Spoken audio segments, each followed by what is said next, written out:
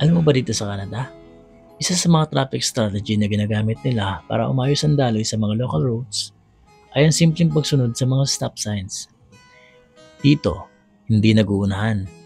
First come, first serve, kumbaga. Oo, may mga pasaway din, pero madalang lang.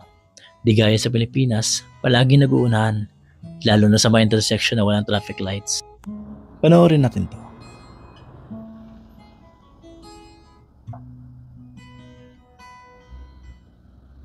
Kita mo naman sa video, talagang ino-observe ng mga drivers dito yung rules. Magandang paraan para maiwasan ng bangayan at aksidente. Yung mga school bus din dito o employee bus ay may sariling stop signs.